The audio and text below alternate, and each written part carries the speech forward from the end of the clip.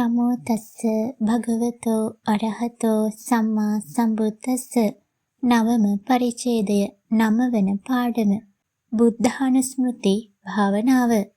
මෙබඳු පොතක සියලුම කර්මස්ථාන විස්තර කිරීම නුසුදුසු බැවින් සෑම දිනාටම ප්‍රයෝජනගත හැකි සමත කර්මස්ථාන ගැන පමණක් විස්තරයක් කරනු ලැබේ. බුද්ධානුස්මෘති භාවනාව කිරීමේ ක්‍රම දෙකක් ඇත්තේය. ඉන් එකක් බුදුන් වහන්සේගේ රූපකය සිහි කිරීමය. එය කරන්නේ මෙසේය. පළමුවෙන්ම තමාට ප්‍රිය කරන හොඳය කියා සිතන බුදුරුවක් වෙත ගොස් බුදුරුව හොඳින් සිතේ ඇඳෙන සැටියට එය දෙස බලා සිටිය යුතුය. හිසේ පටන් දෙපතුල දක්වා බුදුරුවේ සෑම අවයවයක්ම වෙන වෙනමද බලා සිතට ගත යුතුය. බුදුරුව දෙස හැකිතාක් ඇසිපිය නොහෙලා බලා සිටිය යුතුය. දින කිහිපයක් එසේ කළාම බුදුරුව සිතේ ඇඳින්නේය. ඊට පසු විවේක ස්ථානයක හිඳ net පියාගෙන බුදුන් වහන්සේ තමාගේ ඉදිරියේ වැඩ සිටින්නාක්සේ සිතාගෙන ඒ බුදුන් වහන්සේගේ ශරීරය සිහි කරන්න.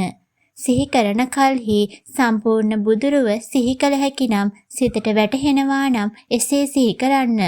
සම්පූර්ණ බුදුරුව නොවැටහෙනවා නම් හිස, නළල, දෙබැම, net යුවල, නාසය, තොල්, කම්මුල්, නිකට, ග්‍රීවය, උරහිස් දෙක, අත් දෙක, පපුව, උදරය, උකුල, දෙදන, දෙපතුල යන මේවා පිළිවෙලින් වෙන වෙනමද සිහි කරනු. සම්පූර්ණ රූපයද සිහි කරනු.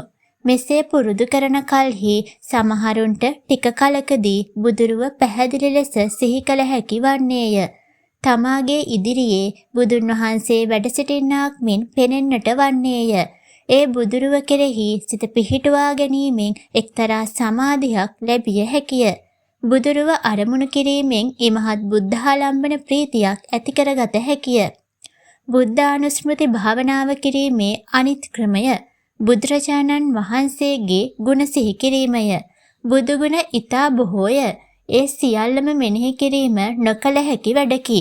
බුද්ධානුස්මෘති භාවනාව කරනු කැමති තැනැත්තා විසින් තමාගේ සිතට හොඳින් වැටහෙන යම්කිසි එක් බුද්ධ ගුණයක් හෝ 3-4ක් 7-8ක් හෝ තෝරාගෙන ඒවා මෙනෙහි කිරීම වශයෙන් භාවනා කළ යුතුය.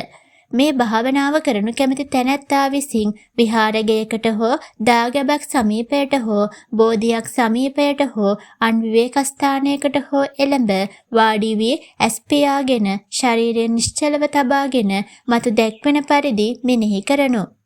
මාගේ භාග්‍යවත් බුදුරජාණන් වහන්සේ අතීත, අනාගත, වර්තමාන යන කාලත්‍රයට අයත් සියල්ලම වැරදීමක් නැතිව ඇති සැටියටම වදාළසේක.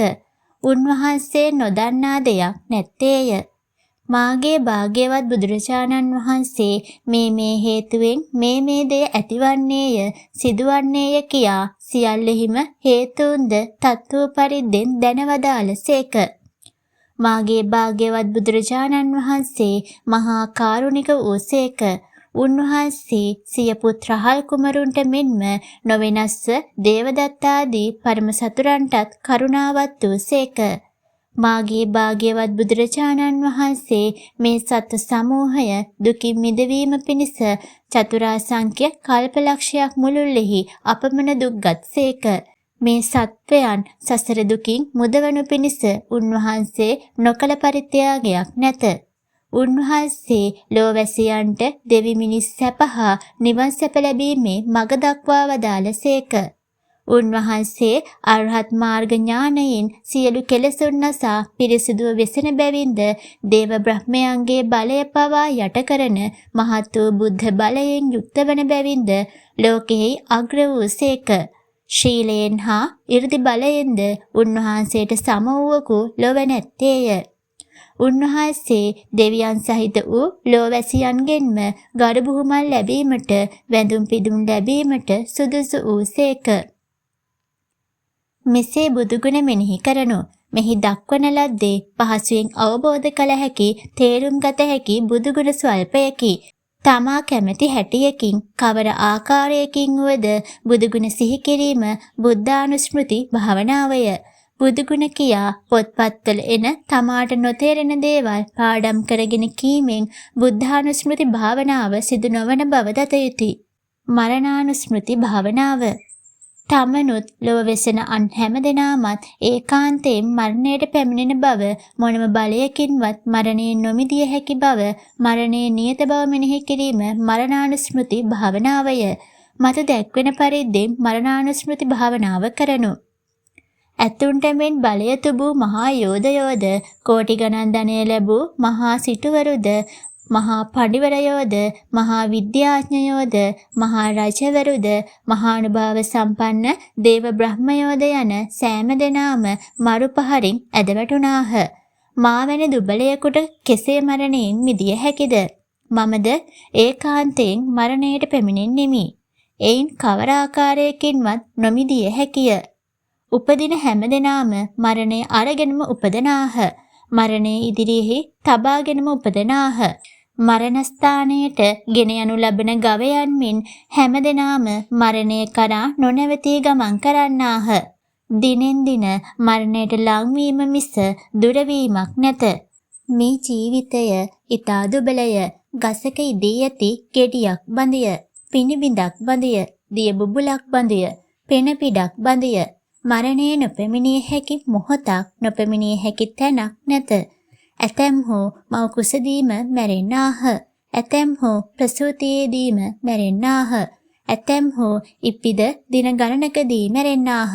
ඇතැම්හු සති ගණනකදී මැරෙන්නාහ. ඇතැම්හු මාස ගණනකදී මැරෙන්නාහ. ඇතැම්හු වර්ෂ ගණනකදී මැරෙන්නාහ. වැඩිකල් ජීවත් වන්නෝ අපමණ ජරා දුක් විඳින්නාහ.